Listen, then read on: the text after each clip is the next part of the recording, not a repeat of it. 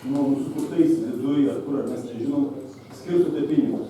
Ta prasme, sakykime, mokyklos neturi elementarių pinigų remontams įvesti, tačiau bažnyčiai mes turim skirti 27 000 eurų. Tai kur bus kažkaip administracijos rezultate, kad tik kas parašė, tai tai bažnyčiai parduodama?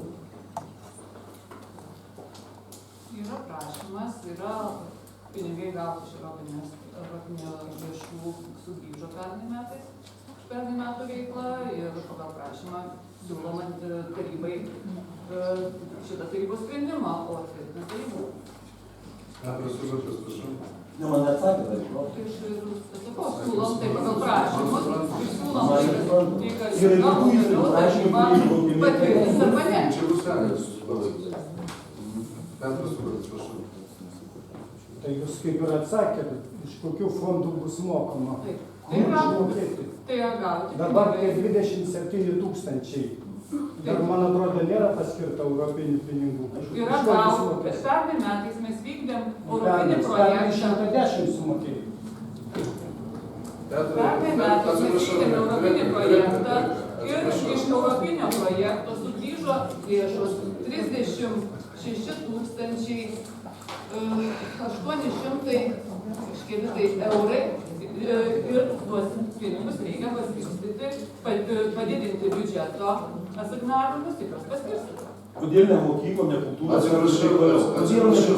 Atsiprašau. Petru, kad aš nesupratau klausimų būdas klausimas. Čia neatsakė, čia tipo. Ar klausimą? Ne, tai aš klausiu. Supratau. Dabar kažkas Eugenijus, prašau. Direktorė, kiek aš supratau, jūs sakėt, kas prašė prašymus, ėjom ir skiriam. Čia aš kalbu apie bažnyčias.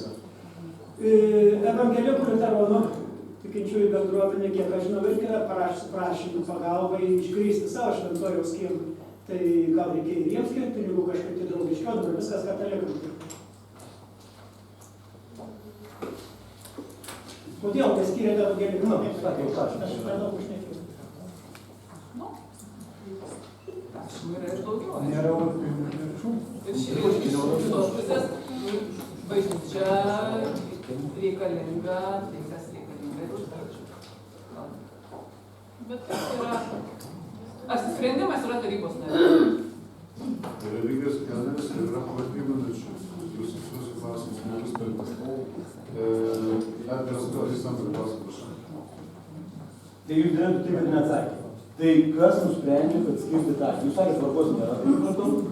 Tai kas tas yra lemiamas, kuris pasako, kad ten reikia skirti? Nes įstaigų išvardino, yra vienas. Aš žinau, kreipėsi visos įstaigos, kad reikia pinigų remontui, reikia tam, reikia anam ir taip toliau. Tačiau jos negauna. Tai atsakyk, kokie prioritetai ir skiria tenai. Kodėl?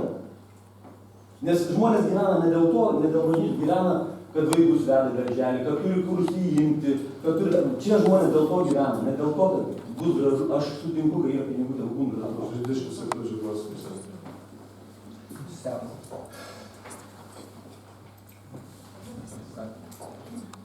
Tai kas pasako? Ne, dar nepasakė. Šis klausimas jisai buvo pateiktas ir tikrai direktoriai jie atsakė, kad yra pateiktas tarybų ir taryba svarstys šį klausimą. Nu, kodėl ne visas įstaigas? Man šį klausimą, nu tai kodėl aš visą nedarė? Tai daug prašymų buvo, krūva. Tai klausimas yra atsakytas. Ar yra norinčių dar paklausti, nebėra norinčių paklausti? Prašom registruotis pasisakymus.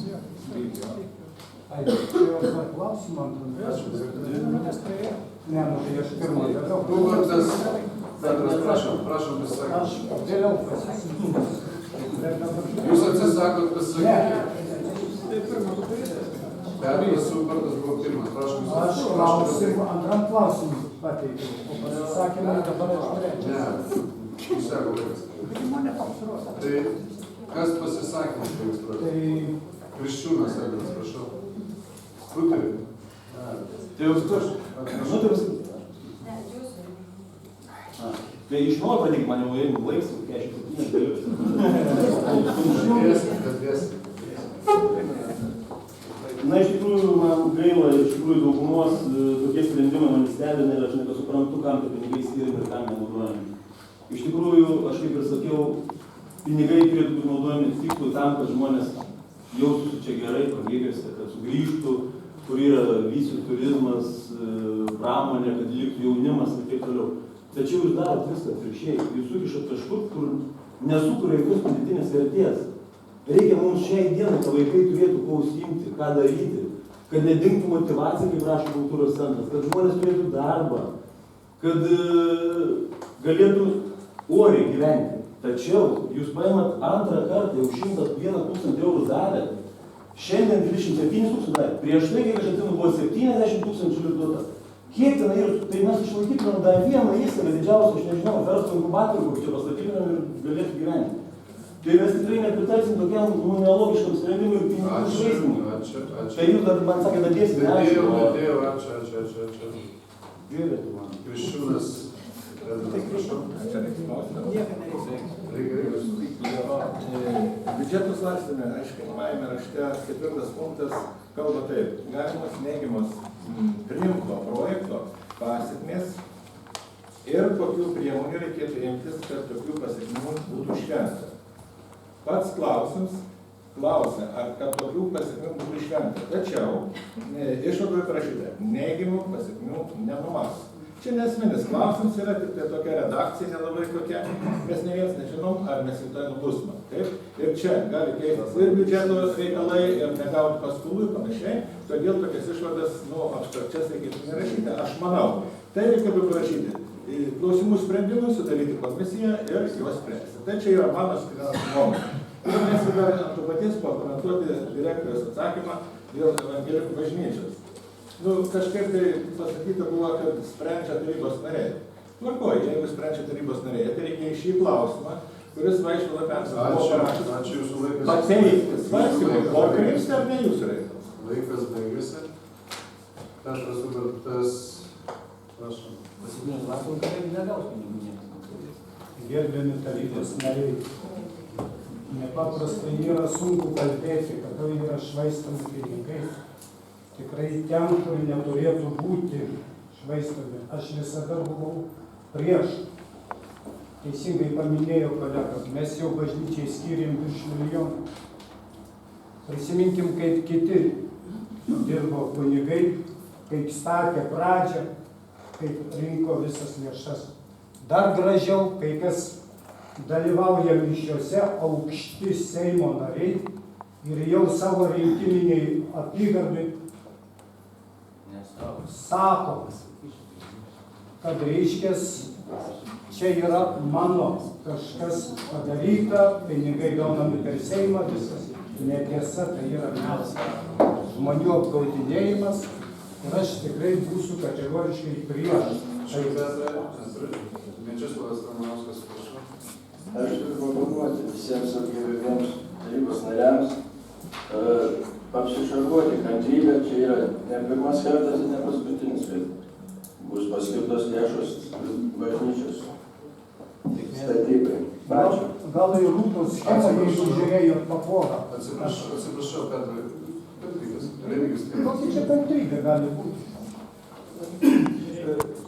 Direktorės paaiškinimą dėl lėšų kilmės atsiradimo ne visi supratome. Tai tikriausiai tai yra savivaldybės lėšos, ne europinės lėšos.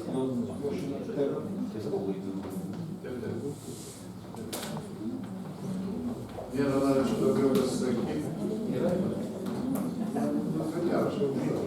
Taigi balsavimą.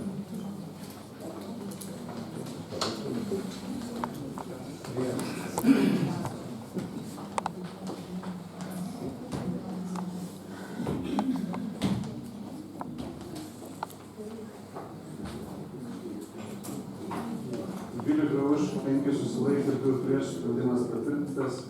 19 klausimas.